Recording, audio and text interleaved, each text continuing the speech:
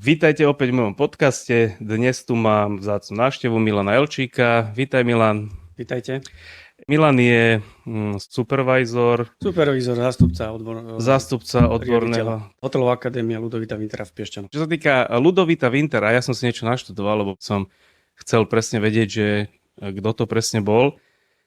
To bola aká osobnosť? To bola veľká osobnosť. To ja som aj netušil, že Piešťany mali takúto obrovskú osobnosť. To, čo som sa dočítal, tak on so svojím otcom a bratom vytvorili to kúpeľné mesto v Piešťanoch.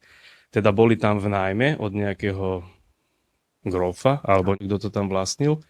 A teda toto tam vybudovali, tak akože klobúk dole, lebo to ja som netušil, že takýto človek v Piešťanoch bol. Oni vymysleli aj toho pána, ktorý láme tú barvu. Aj ten most, hej? Aj ten most, kolonádny, áno.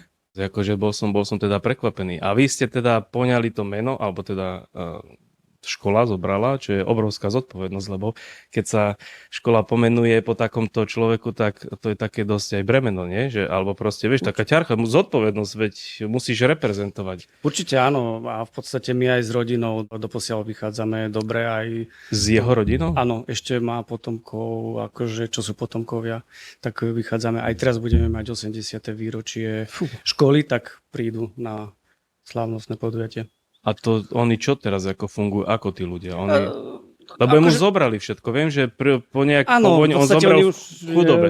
Áno, len teda ako tým, že máme jeho meno, tak vlastne aj si pýtame nejaké povolenia od nich alebo niečo, keď potrebujeme niečo spraviť. Aj teraz naposledy sme vlastne robili nové logo školy, tak sme im to dali kvázi na schválenie, že či s tým súhlasia teda s tou jeho podobizňou alebo nie. Jasné. Inak akože ten príbeh bol dosť silný, jeho osoby. Ja som to tak, keď som si to čítal, tak on je vlastne ako 74-ročného zobrali do koncentráku. Prežil koncentrák. A potom teda už keď po tej vojne mu všetko zobrali.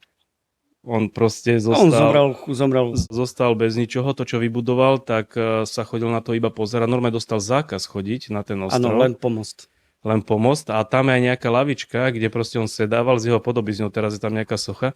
A ja absolútne, pre mňa to bolo proste veľmi akože emotívny príbeh, ale strašne som mal takú zlosť sebe, vieš, že človek, ktorý proste niečo vybudoval so svojou rodinou, zoberú ti to a ti zakážu tam prístup. Vieš, áno, ale prečo? Toto nie je jeden jediný príbeh na Slovensku. Není, vieš, ale to je proste som to čítal naštvaný, bo to ma naštvalo. Ale bol to veľký vizionár, patrí mu veľká česť, pamiatka a tak ďalej, tak ďalej. A v podstate on bol ten, ktorý vlastne aj chcel a teda založil hotelovú akadémiu a vlastne vyslal do Švajčiarska, do Lausanne, odkiaľ sme donesli vlastne prvé učebné osnovy, na základe ktorých sa začalo. Tak poďme na tie lepšie teraz momenty, tak poďme na tú vašu školu. Hotelová akadémia má dosť veľké úspechy. Mladí ľudia, ktorí sa k vám hlásia, myslím si, že je to asi veľmi obľúbená škola, že nie všetci sa tam dokážu dostať, že keď asi tam bude nejaká aj rada, tlačenka vždycky. Myslím si, že zatiaľ v tomto sme na tom veľmi dobre. Čo sa týka... Takže stále je záujem od tých mladých, hej, že tí mladí chcú tam ísť, chcú sa na takejto škole vzdelávať, lebo je to prestížna škola. Určite áno. Ja si myslím, že vôbec ten segment hotelová akadémia alebo gastronomia je zaujímavý a teda naša škola je zaujímavá, ponúka strašne veľa možností. A čo sa týka teba ako osoby, tak koľko učíš na tej škole? Ja som tam nastúpil presne v septembri 2009. Tak ty už taký inventár, už tiež sa oprašujú. Vieš čo, áno, si to spomínal minule, že v jednom podcaste, že ty si tam 14 rokov a chodí chyž na ťa oprašovať. Áno. Tak okolo mňa tiež chodí upratovačka, tiež tak opráši, že ešte ste Milan, tu. Vítajte, tuto máte prach. Dobre. Takže tak, ale vieš čo, ale pamätám si, že keď som tam nastúpil, tak som tam bol najmladší a strašne a veľmi dlho som akože najmladší aj bol. Bejvávalo, ja som býval tiež najmladší a pozri sa, no teraz už nie som najstarší, ale som tak v strede.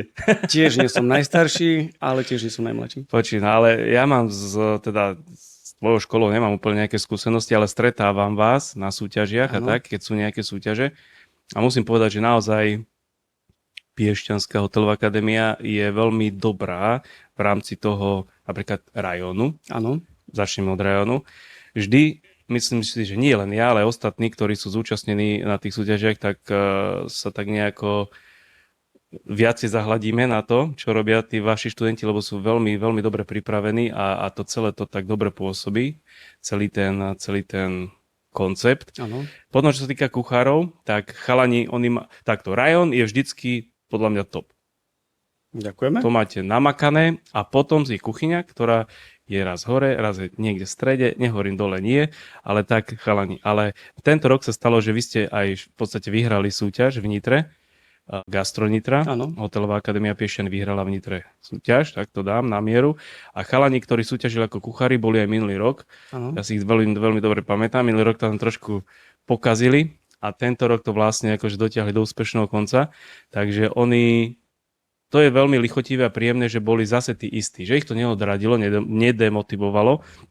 Takže neviem, ako na nich pracujete, na ich nejakom tom psychike a v tom tej sebadôvere, ale asi dobre, lebo však v podstate veľa detí, keď nepostúpia alebo nevyhrá, tak sa tak nejako, nehovorím, že zosypú sa, ale môžu stratiť tú motiváciu. U nich sa to nestalo, takže oni zostali aj tento rok teda a nakoniec vyhrali. Takže čo sa týka tej vašej školy, vašej hotelky, povedz mi, ako to ty vidíš dneska tú mládež, keď to porovnáš, dajme tomu si tam od 2009 roku do dnešného roku 2026, ako to porovnávaš, keď si nastúpil, ako tie decká mali záujem o tú robotu alebo o to všetko, to, čo im ponúkate a ako to vidíš teraz, že či je stále ten záujem, že áno, chcem sa naučiť baristiku, chcem toto, alebo ich musíte nútiť viacej, tlačiť do toho? Nie. Ja si myslím, že nie je to o tom, že ich treba nútiť, alebo teda, že ich musíme nútiť. V podstate my razíme takú tú teóriu, že teda hľadáme tie talenty a hľadáme ich od toho prvého, druhého ročníka, tak aby sme vedeli s nimi ten druhý, tretí, štvrtý ročník s nimi pracovať, spolupracovať a hlavne ich rozvíjať. V podstate, lebo tá škola nie je o tom, ani ty si sa v škole nenaučil všetko. Podľa mňa tá škola je o tom, že aby ti ukázala nejaký ten smer. Chceš byť ten kuchár, chceš byť ten barista, dá ti nejaký ten základ, áno, a od toho už musíš sa ty odraziť, áno. Že vlastne aj ja učím tých baristov, v podstate dávam im ten základ, ale koľko razy prídu po prázdninách s novými vecami, ktoré potom v podstate rozvíjame a ktoré vlastne... Ale vidíš, povedal si po prázdninách, takže ich v podstate v voľnom čase, ktorý majú, prídu s niečím, takže ten záujem je tam, vieš. Áno, a to je vlastne, tam sa rozdeľujú vlastne tí, ktorí chcú a ktorí sú úspešní a možno budú úspešní potom a teda verím, že budú úspešní v živote, že vlastne ten voľný čas obetujú tej práci alebo tomu vzdelávaniu. Si spomínal toho kuchára, ktorý teda to v tej Nitre vyhral, tak on je teraz v zahraničí na stáži a zadarmo. Takisto, čo tam bol pred tými 2-3 rokmi, tiež chodil do zahraničia, do Francúzska, teraz robí v Prahe. Čiže v podstate o tom to je, že vlastne ten voľný čas obetuješ tej práci. Ale vieš, musím povedať, že v živote sa stretávam s ľuďmi, čisto moji kolegovia, alebo tak gastre, keď sa opýtam, že akú má školu, tak väčšinou hotelka.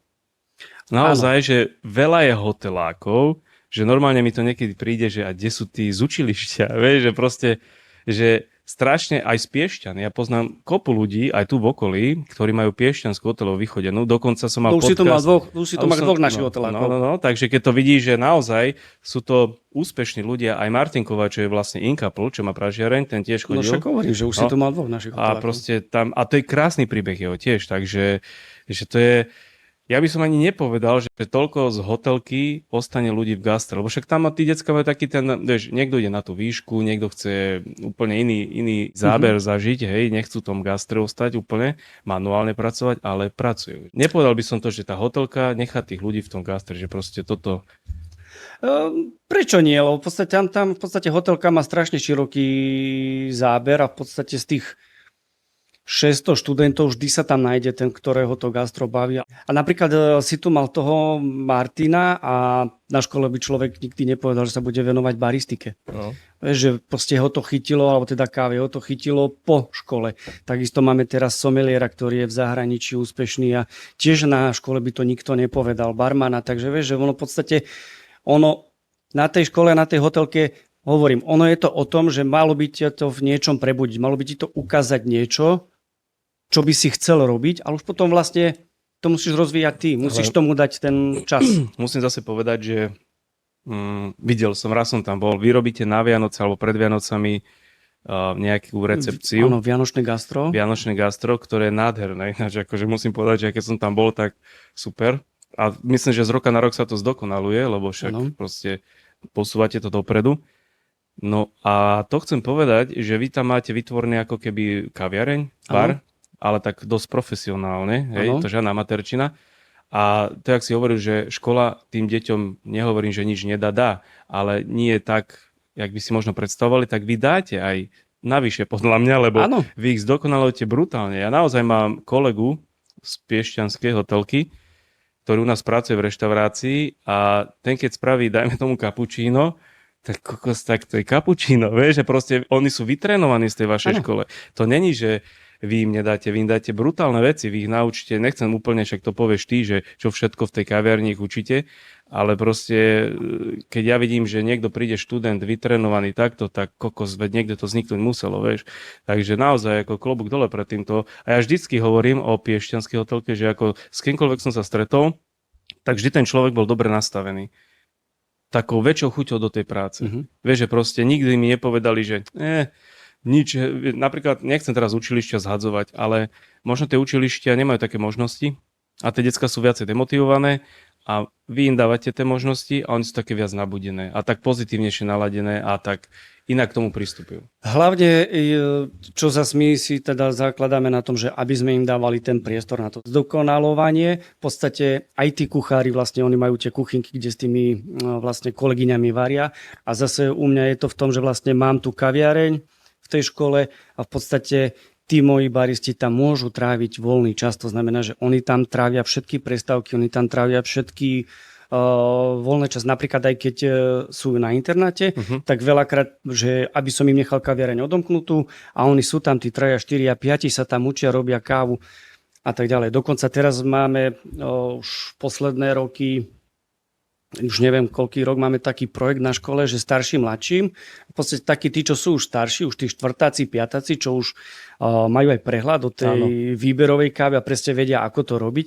Tak v podstate ja, čo mám krúžok, už ja tam prídem len tak raz za čas, ale v podstate už oni učia vlastne tých mladých a oni ich motivujú. Hej? Čiže vlastne, že ja už to mám tak, my už to máme tak, že vlastne aj barmani to tak majú, že vlastne už tí starší odozdávajú a zase tí mladí, tí prváci, druháci to tak inak berú, že ich vlastne tí starší učia, lebo oni si to tak inak odozdávajú. Tie skúsenosti inak si odozdávajú veci ako ja. Hej? Lebo napríklad ja keď prídem na ten krúžok, tak ja im chcem niečo povedať a tak ďalej.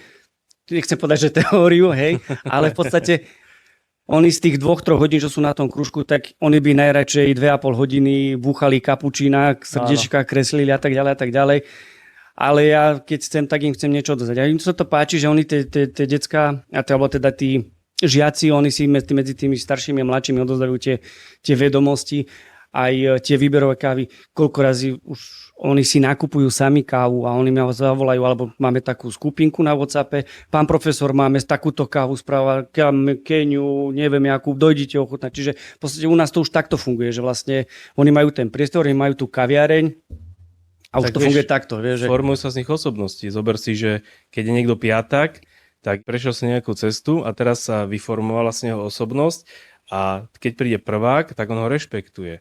Vieš, a on vidí, že však ja keď raz budem piatak, ja budem tiež raz učiť. Keď teda ho to bude baviť. Áno. Tak si zober, že takto by to malo byť, lebo ten človek potom, jak som hovoril, odíde z vašej školy tak inak nastavený, nabudený. Už vie, že proste čo dokáže a čo vie ponúknuť. Tak, a samozrejme je to potom pre toho zamestnávateľa jednoduchšie, keď takýchto ľudí stretneš, hej, lebo čo je viacej, hej, keď ti príde dobre nastavený človek, než taký nejaký doľava, alebo čo, vieš, takže dobre, a povedz mi nejaké úspechy s tvojou, alebo s vašou kaviarnou tam, lebo čo tie decká môžu zažiť tam, hej, od kávy po čo? Robíte niečo s čokoládou aj, alebo ako ste tam zameraní presne? Tak áno, my sme v podstate, veľa ľudí nás pozná teda viac menej cez tú kávu.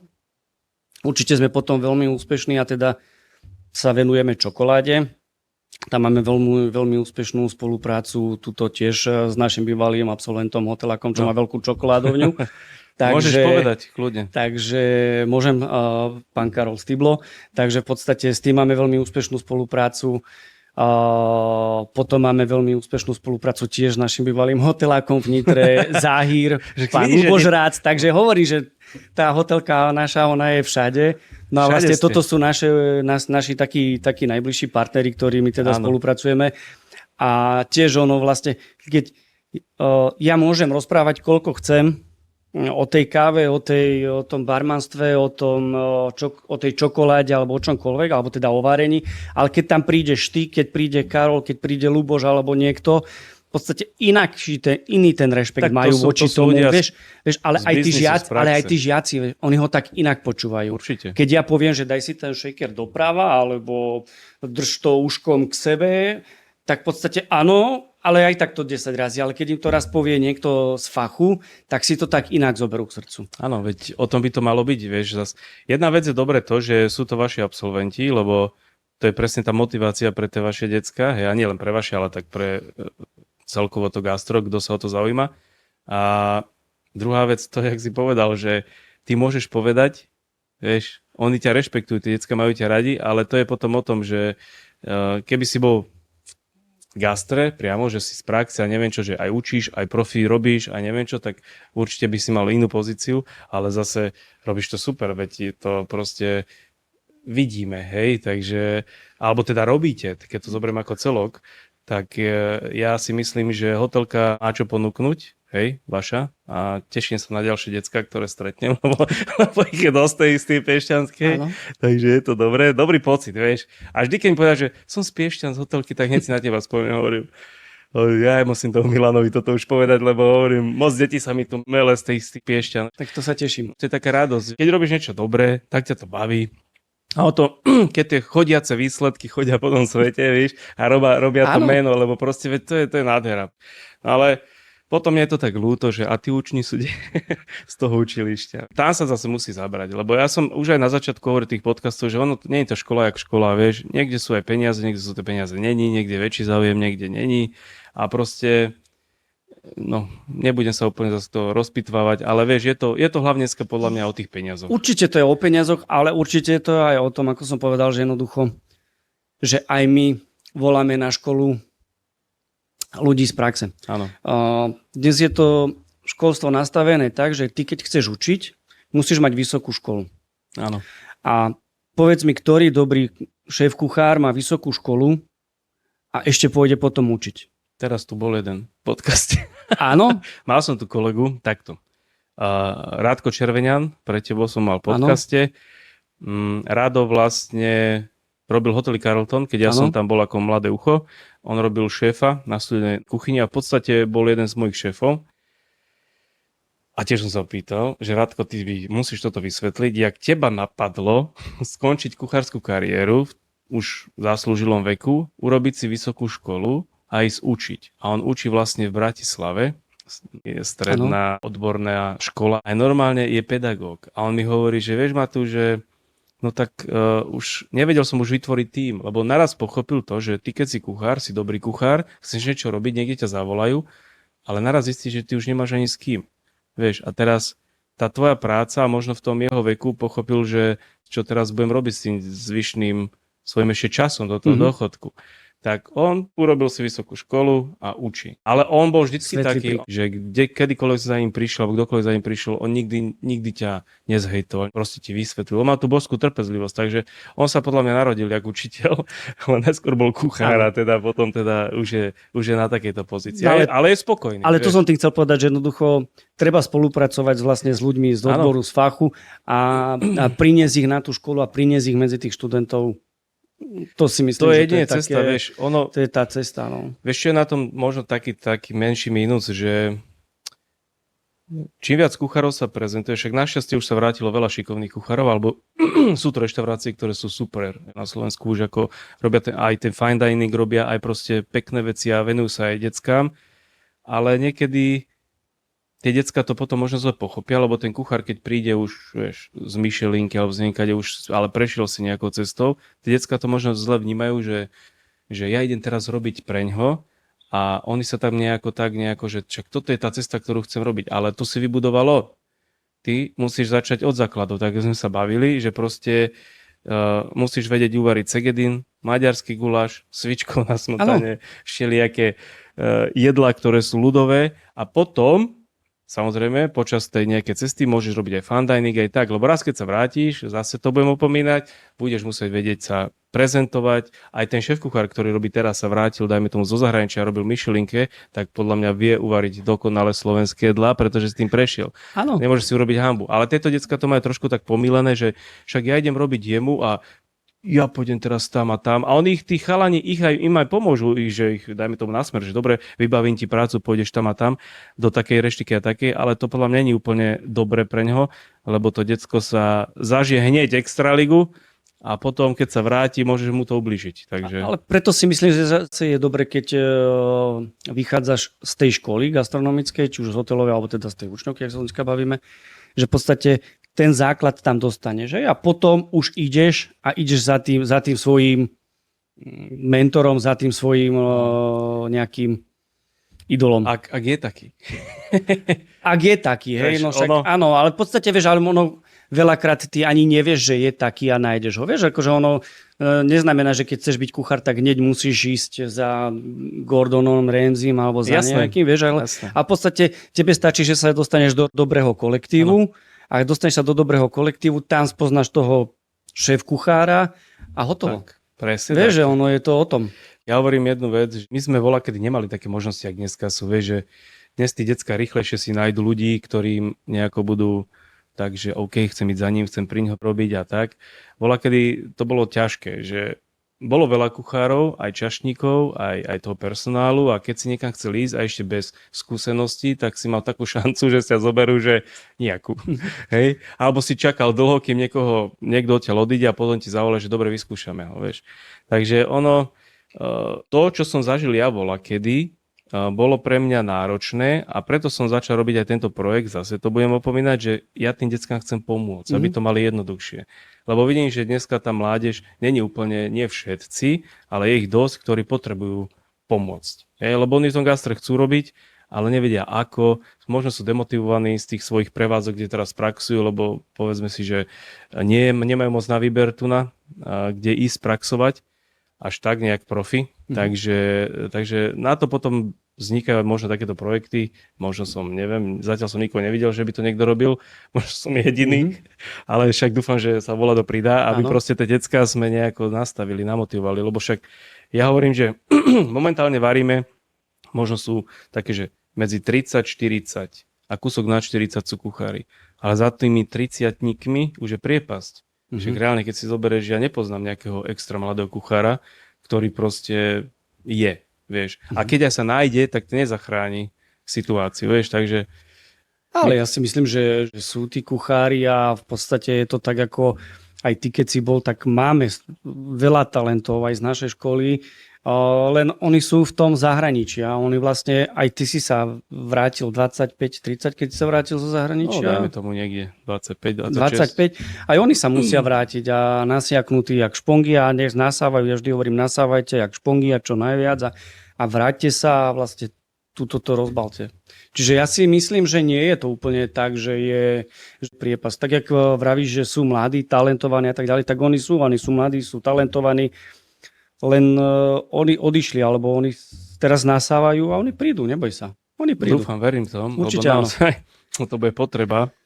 Len tak my sme taká malá krajina, že teraz som čítal jeden článok, nebudem menovať, že zatvorila jedna reštaurácia zase. Áno, čítal som to. Vieš, mne je to smutné čítať, lebo si hovorím, že do keľu, neviem, čo sa tam presne stalo, vieš, ale tak keď vytvoríš dobrý koncept reštaurácie a ty ako kuchár sa vrátiš zvonka a chceš niečo fajnové, nejaký fine dining, tak tu na Slovensku sa to proste dlhodobo, ja mám pocit, že neudrží, pretože ľudia tu nemajú toľké peniaze, nie všetci, niektorí majú a tie reštaurácie sa nedokážu nejako dlhodobo na tom trhu udržať, pretože veľa ľudí, nebudeme si klamať, všetci chodia na tie obedové menička, každý sa snaží prestravovať čo najlacnejšie, ale už by chceli aj kvalitu, lenže v tých lacných verziách to úplne nejde.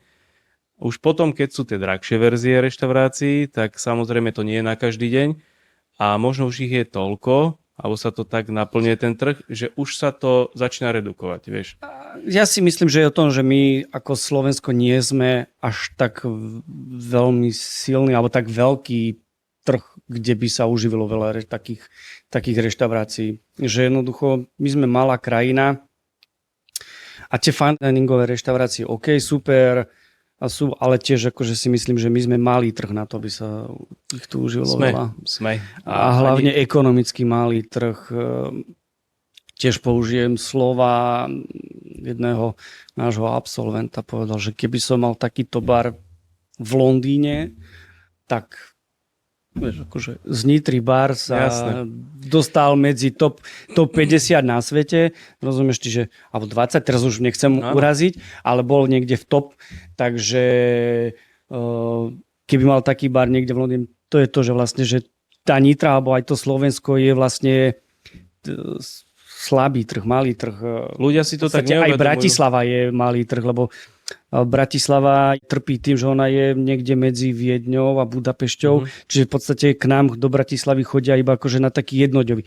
Čiže v podstate Bratislava najviac trpí, že neprespávajú tam tí ľudia. Áno. Vieš, že on z Viedne si ide, odbehne si do Bratislavy, z Budapešti, že vlastne nie je Bratislava tá lokalita, ktorú by tí ľudia... Už sa to, mám taký pocit, že to trošku lepší a v podstate toto je taký najväčší podľa mňa tých kvalitných reštaurácií, lebo my máme ozaj, že kvalitné reštaurácie, máme kvalitné bary, kvalitné kaviarne, ale toto je, že ten trh my sme taký slabší zatiaľ. Myslíš, že ľudia si nevážia, že majú možnosť? Lebo jedna vec, hovorím, že ja keď niekam idem a veľa ľudí, aj tí, čo majú peniaze, sa prezentujú, oni chodia do reštaurácie, alebo keď vidíš tie sociálne siete, ak sa fotia, kade, tade, vieš a tak. A potom ideš niekam a zbadáš ich v nejakom fast foode. A potom si povieš, že kde sú tie reštaurácie, čo podporujete? Vieš, však akože jedna vec je pekné videjka, fotky na Instagrame alebo kade tade, vieš, a presvedča ľudí, že my chodíme tam a tam, a druhá vec je potom to, že kde tá realita ide. A vieš, oni tie peniaze sa presúvajú bohužiaľ je niekde. to realita slovenská. Pozri sa v Nitre do reštaurácií, do kvalitných reštaurácií, zývajú prázdnotou a choď každý večer, ja bývam totižto v Mlynárciach a idem každý večer cez Kruháč pri Tesku a tam sú šóry k tomu rýchlemu občerstveniu. Vieš, a to proste, a to je, tak je, kde je ten pes zakopaný? No v kvalite nie. Vieš, mladí už žijú iný svet, veď ten odliv tých peniazí je v tých mladých, lebo mladí do reštík nechodia, vieš. A takí tí starší, čo chodia, tak chodia, nehovorím, ale niekedy si zjednoduchšia to. Však to hovorím, že nie všetci, možno ani tí, čo majú prachy, nechcú chodiť každým vyhadzovať stovky eur za jedlo do reštaurácií, však to nie, to je v poriadku.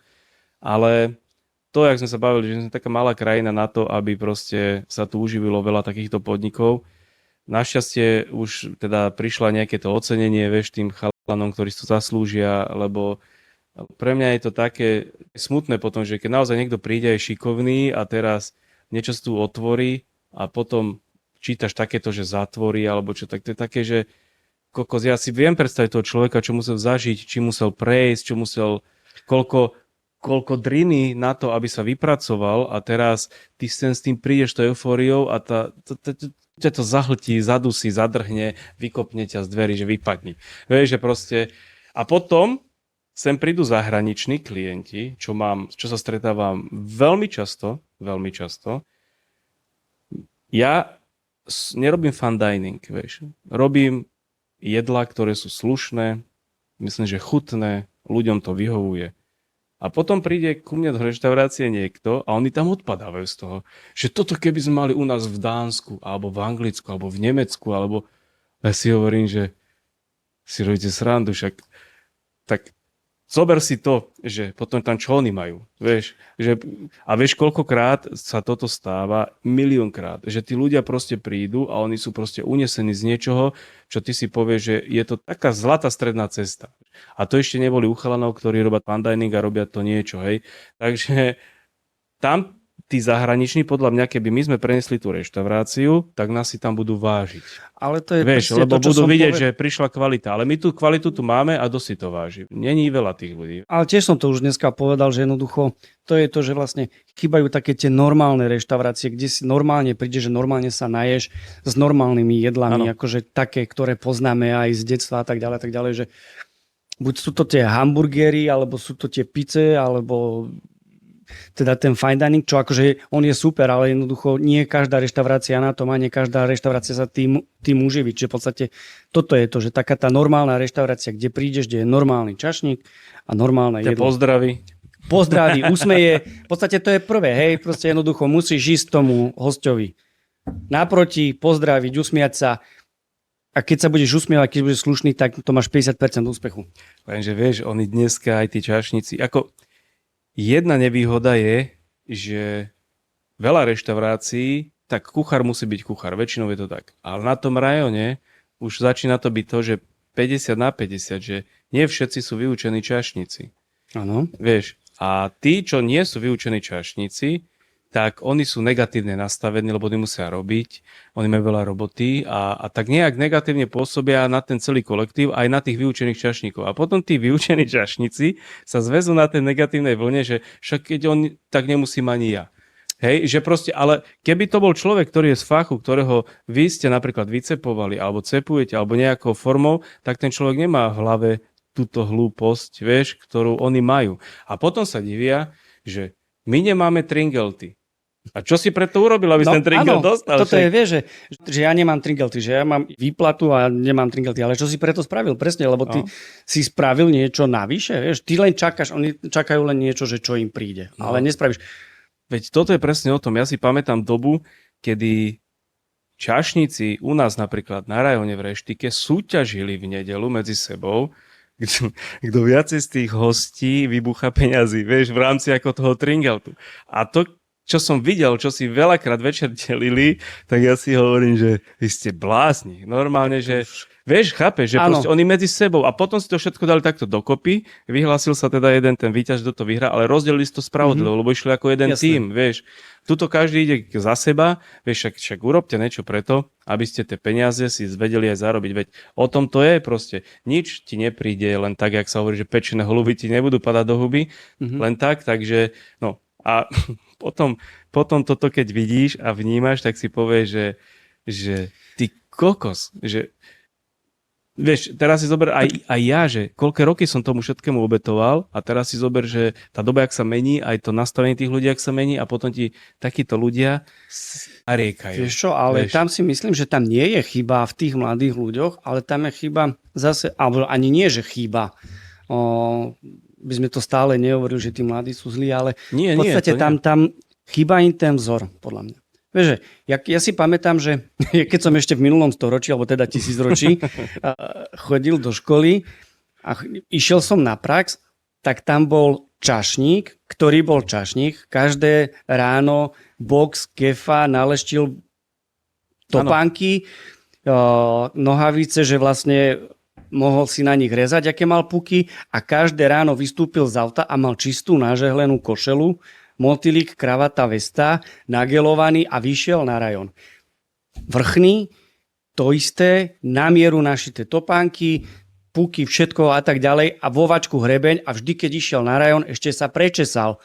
Vieš, a toto je to, čo dneska mladým chýba, že taký ten vzor, také niečo, že vlastne úcta, lebo ty nie si oblečený teraz, že chceš byť nejaký akože, áno, chceš byť fešák. A v podstate, ale je to úcta k tomu hostovi. Hej, ty nemôžeš tam prísť v kroksoch, ty nemôžeš tam prísť v kráťasoch. Ale dobre, aj sú pravidlá, ale je to úcta k tomu hostovi. Vieš, jednoducho nemôžeš tam prísť len tak.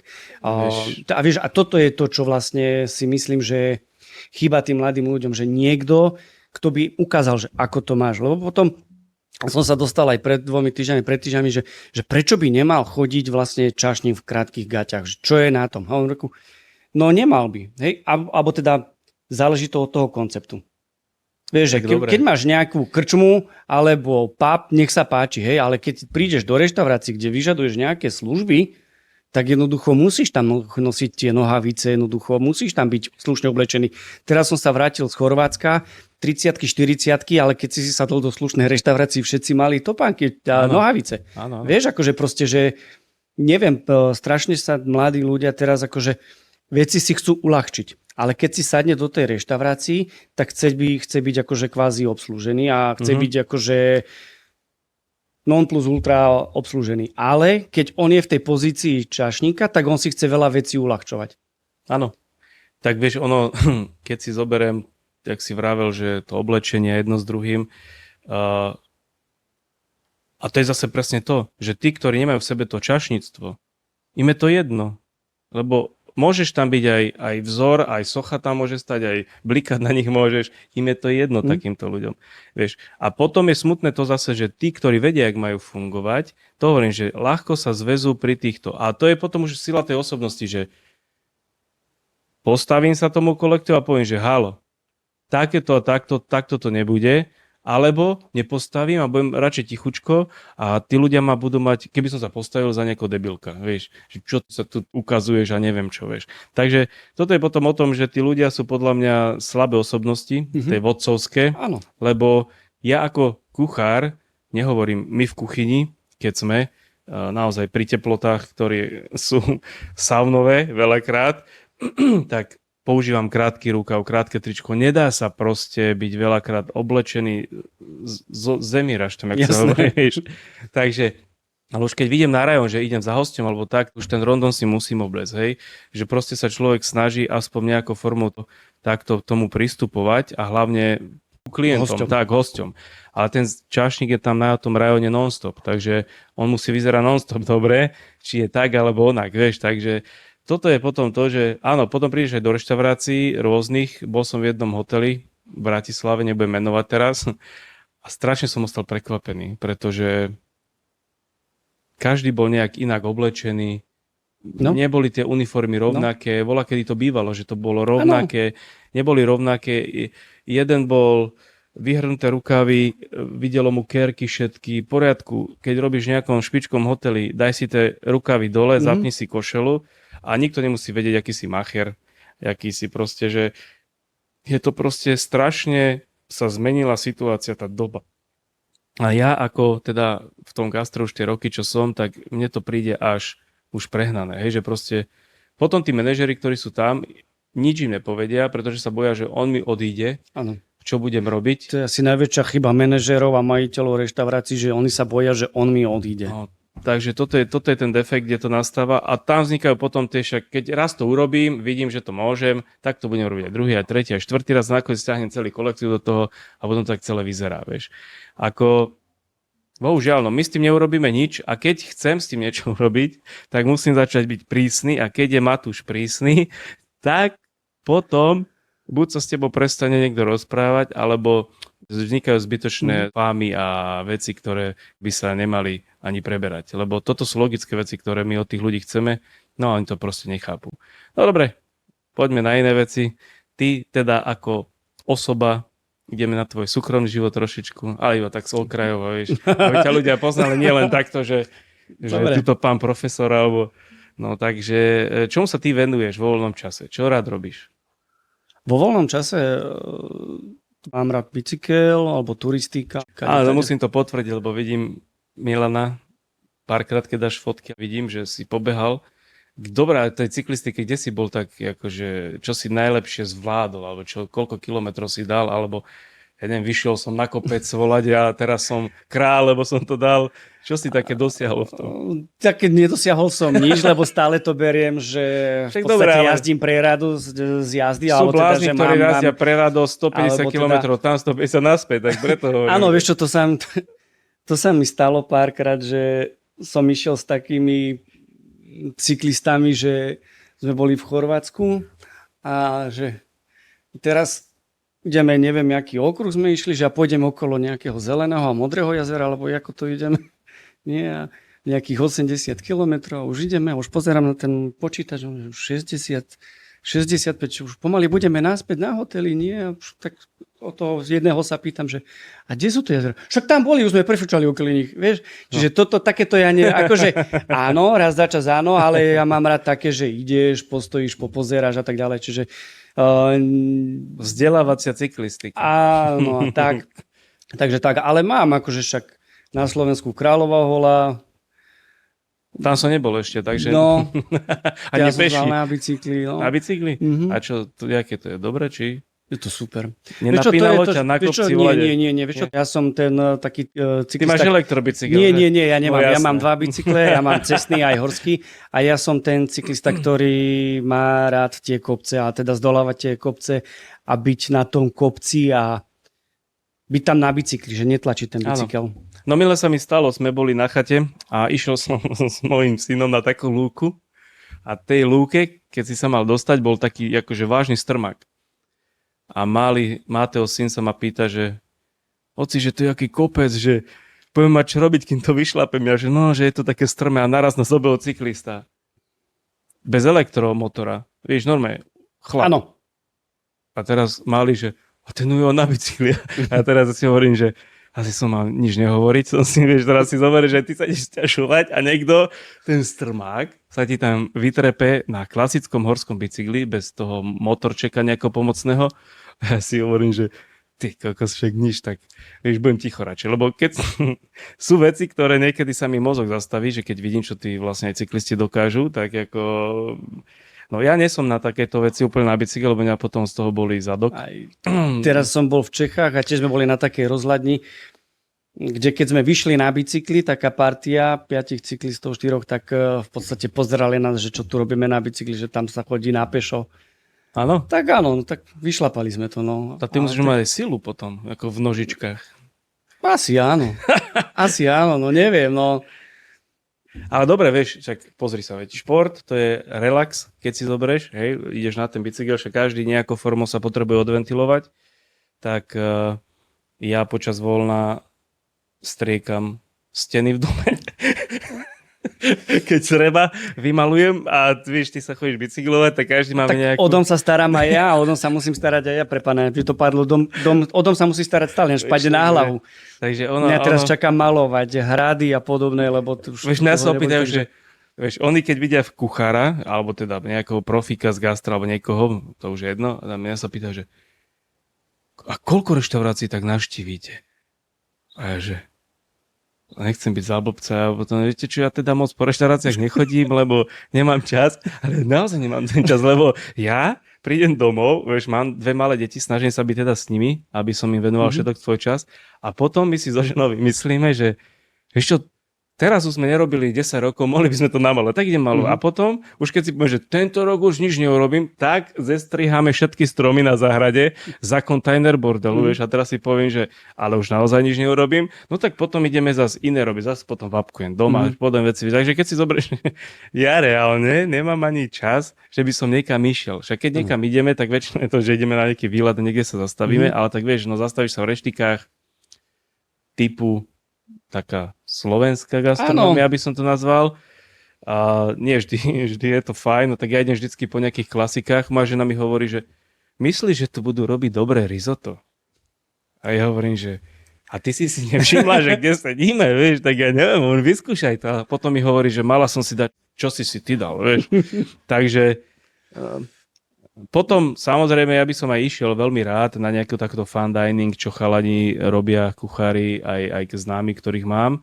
Išiel by som sa rád trošku motivovať. No ale s tými malými deťmi ešte nemôžem. Mám 2-ročnú dcerku, takže ona ešte lipne na tej maminke, takže ja moc nemôžem ísť ešte. Ale tak raz sa to zmení, verím v to a raz pôjdem sa konečne kultúrne gastronomicky vyžiť. Lebo aj mne je to dobré, vieš, keď zbadám niečo, zase niečo nové, nejaké iná chuť, niečo, takže aj pre mňa je také super. No ale tak ja som spokojný so svojím životom. Vieš čo, ani ja nechodím nejak po reštauráciách, alebo teda nie som taký ten nejaký reštauráčny. Ja už keď tak tiež hľadám takú tú normálnu reštauráciu. Ale v tomto ja mám výhodu, je, že vlastne ja chodím po tých súťažiach po celom Československu a ono sa tam na teba toho celkom dosť nalepí, akože je to... Tak to je super, lebo zase vieš, keď chodíš, veľa vidíš, vieš, ja chodím, že tam, naspäť, naspäť. Takže ja vidím, kedy pokosili kombajny, kedy robia balíky. A tak samozrejme, potom je to o tom, že nehovorím, že teraz môžem, hej, ale naozaj niekedy tá únava je silnejšia než tá chuť, takže veľakrát som rád, že si môžem oddychnúť. Dobre, a ešte som sa chcel spýtať, vašu školu, máte tam pána riaditeľa, Áno. a myslím si, že on je dosť aktívny človek, takýto v rámci toho, že sa vám asi snaží nejako pomôcť, aby tá škola fungovala, že vždy, keď teda to tak vnímam, možno to iba ja toho tak vnímam, vždy som videl na všetkých tých akciách, že keď chodíte napríklad v Teleráne ste boli, nie? Áno. Alebo viackrát ste už boli v Teleráne a on teda bol akože, niekto to môže poňať, že čo sa chodí len prestrkať, ale ja to berem z toho hľadiska, že ide, nemusí. Nemusí. Vieš, čo myslím, že Áno. proste ide. Takto. Naša škola asi najviac, čo mohla vyhrať, tak vyhrala riaditeľa. A je to presne o tom, že vlastne je to kombinácia, je ekonóm a tiež je náš hotelák, je náš žiak. A to je asi najviac, čo môže byť, že je aj ekonóm a je aj gastronóm. To znamená, že rozumie sa chodu škole, Jasne. rozumie sa vlastne aj gastronomii. A čo je asi najväčšie plus je, že jednoducho nikdy som nepočul od neho, že nedá sa, nejde to, alebo čokoľvek. Keď som čokoľvek potreboval, vždy všetko zabezpečilo a vlastne nemal som taký problém, že by s niečím bol problém. A už keď ozaj tak povedal, že počkaj mesiac, dva alebo niečo, že vlastne ozaj, že čo sme si povedali, tak to sme vždy mali na tej našej škole. Toto je obrovská To je vlastne výhoda. ten líder potom. Áno. A myslím si, že keď to vnímajú aj tie decká, lebo vieš, keď sa deje niečo na tej škole a furt sa niečo deje, tak to vnímajú tie deti a potom to vnímajú pozitívne. Takže áno, na mňa vždy pôsobil veľmi, veľmi tak profi. Vieš, že proste však samozrejme môže sa stretnúť s rôznymi názormi. Ľudia sú závisliví dneska, ale ja keď to vidím, tak pre mňa je to naozaj profesionál, lebo nemusí, ale robí to. Ale on napríklad je aj na každom tom gastronomicko-spoločenskom podujatí. V podstate aj keď ideme do Bratislavy na novú cenu, na hrad, ideme na ministerstvo, alebo ja neviem, do filharmonie, tak v podstate on všade tam je a do polnoci už koľko razy ho vyháňam, že už prosím ťa chod si, lebo teda on je na každej tej akcii, aj čo robím ja, aj čo robí kolegyňa alebo kolega. A už prosím ťa, chod si oddychnúť a tak ďalej. A nie, on je na každej. On si musí ten začiatok, on musí tých hostí. On vidí, že je všetko v poriadku, že sú ľudia spokojní, ste spokojní. A už keď vidí, že je koniec, tak odchádza. A vidíš, a to je presne ten príklad toho, že ak by mal fungovať management aj v reštauráciách, hoteloch a kade tady, ale proste on je taký živý príklad toho. Ja ho mám, teda vždy, keď ho vidím a keď sa s ním rozprávam za profesionála, že je mi to veľmi také príjemné sa na neho pozerať. Že má hlavne, čo on má rád, keď ideme dopredu, keď nestojíme. Jasné. Akože už sa mi stalo párkrát, tak povedal, že už by sme mohli niečo, vieš, akože, a to zase potom motivuje mňa, aby som zase niečo iné a tak ďalej. Takže, čiže aj sme a vieš, a toto je zase o tom, čo sme sa bavili, myslím, že na začiatku musíš prísť aj do nejakého kolektívu, do nejakého tímu, kde ťa to baví a kde si rozumiete, kde je medzi vami nejaká tá chémia, tá odborná a doplňate sa. Vieš? A o tom toto je, že vlastne, že motivujeme jeden druhého. Vieš, že dneska sme sa už bavili aj o sociálnych sieťach. Je to asi možno aj veľké zlo, ale vo veľkom meradle, keď vieš tie sociálne siete používať, tak je to veľká pomôcka a veľakrát vieš, že prepošleme si, toto by bolo super, toto by sa nám páčilo a tak ďalej. Čiže v podstate takto to funguje. Tak áno, akože pozri sa, keď robíš niečo, snažíš sa robiť niečo dobré, nejaký produkt, niečo vymyslíš, niečo takéto, čokoľvek, na tých sociálkach je to vždy dobre si to pozrieť. Je to príjemné pozerať. Samozrejme nájdú sa ľudia, ktorí ti dajú 1000 kritík, vieš, a neviem čo, a všetci sú odborníci. Ja každému iba poviem, že OK, však otvor si reštiku. Máme si otvor. Áno. Zavolaj ma, prídem sa pozrieť. A nie, keď si otvoríš, o pol roka sa prídem na teba pozrieť. Lebo proste ľudia si neuvedomujú, že ten náš biznis a každé toto remeslo je náročné, ale naozaj veľa ľudí, ktorých som aj videl, že si otvorili tie reštaurácie a neboli napríklad z fachu. Lebo ja som z branže a veľmi by som rozmýšľal, či si otvorím reštauráciu a akú, lebo už, ak som to povedal pred tým podcaste, že bol by som otrokom svojho remesla, čo zase jedna vec je v pohode, lebo je to moja robota, ale druhá vec, deti, rodina, vieš, potrebuješ aj tam byť aktívny. Takže toto by som si rozmyslel niekedy, ale niekedy ma to láka, vždy ma to láka, víš, lebo a teraz si zoberiem ešte, tomu sa vrátim, že tí ľudia, ktorí si otvoria tie reštaurácie a o pol roka vyzerajú inak. Ten stres, ktorý začnú nasávať, lebo ten príde, ich normálne ničí. Vieš, a fyzicky, aj psychicky, aj všetko, vieš. Takže preto tí, ktorí si myslia, že čo otvorím si a neviem čo.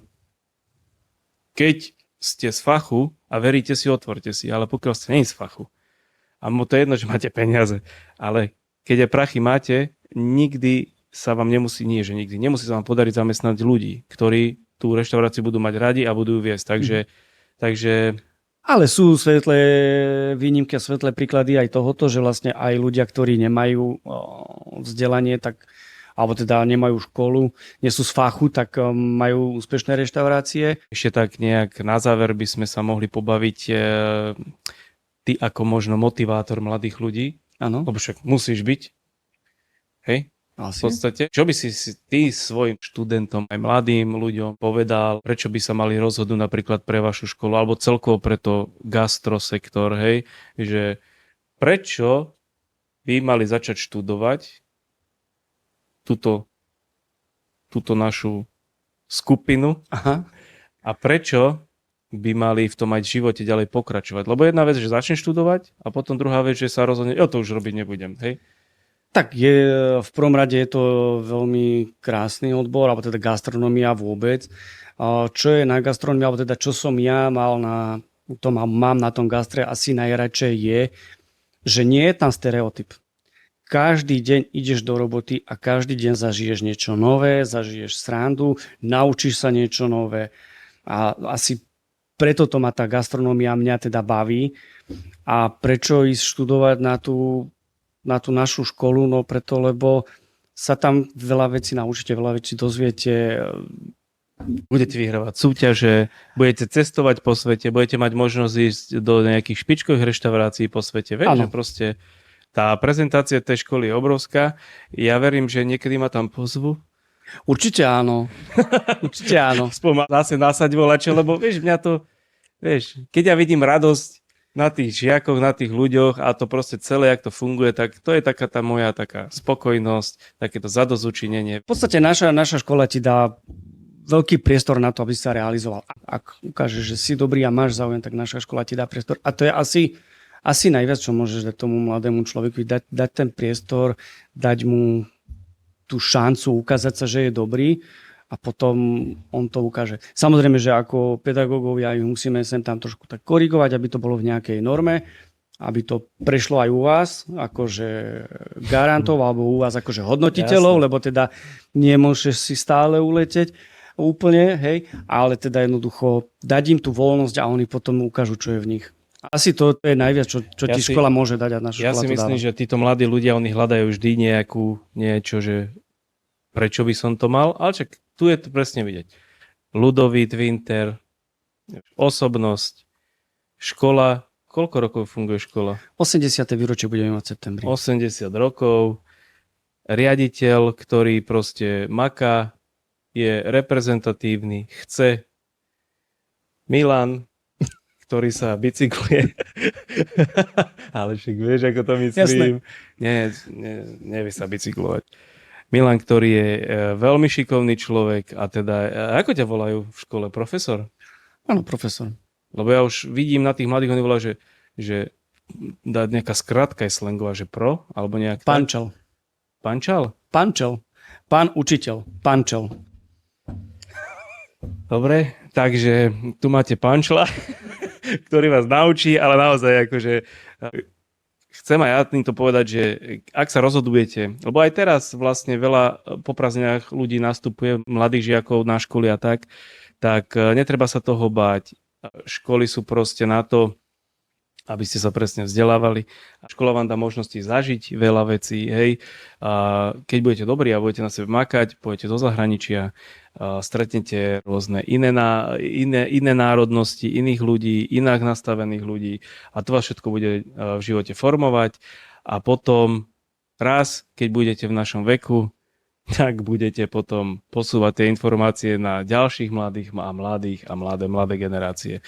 Takže Ja len takto na záver by som chcel zhrnúť, že pre mňa ako kuchára je toto, čo napríklad teraz robím, je pre mňa veľmi, veľmi inšpiratívne a taký motor, ženie ma to, pretože si vážim každého jedného, kto mi sem príde a ten čas, ktorý mi teda venujete, hej, lebo naozaj sám by som si nenatočil asi nič. Takže ja touto cestou chcem zase všetkých pozdraviť, tí, ktorí tu už u mňa boli, ktorí prezentovali už svoje zážitky, posunuli to už na tých mladých, ktorí teraz začnú študovať, alebo teda študujú a verím teda, že sa budem aj s mladými ľuďmi stretávať ďalej, lebo to není iba o vás, o skúsených harcovníkoch, ale je to aj o mladých ľuďoch, ktorých chcem, aby sem chodili, aby sa vyjadrili, lebo veľakrát oni potrebujú byť počutí. Hej, takže vidím, že toto má tiež zmysel. Takže teším sa, ja som veľmi rád za to všetko. Milan, hodiny nám odbili, polnoc. Áno, uletelo to. Ďakujem ti veľmi pekne, že si prišiel do môjho podcastu. Takto ti dám ruku, symbolicky. Díky. Prajem ti veľa úspechov, málo defektov.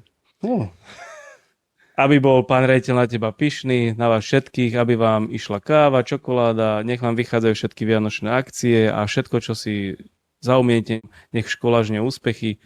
No a dúfam, že sa ešte niekedy uvidíme, stretneme, porozprávame. Dobre. Takže ďakujem ti veľmi pekne. Ja pozdravujem pána riaditeľa, celú školu, Hotelovú akadémiu Piešťany. Prajem vám krásny a úspešný slnečný deň. Ďakujem za pozornosť. Dovidenia. Čaute.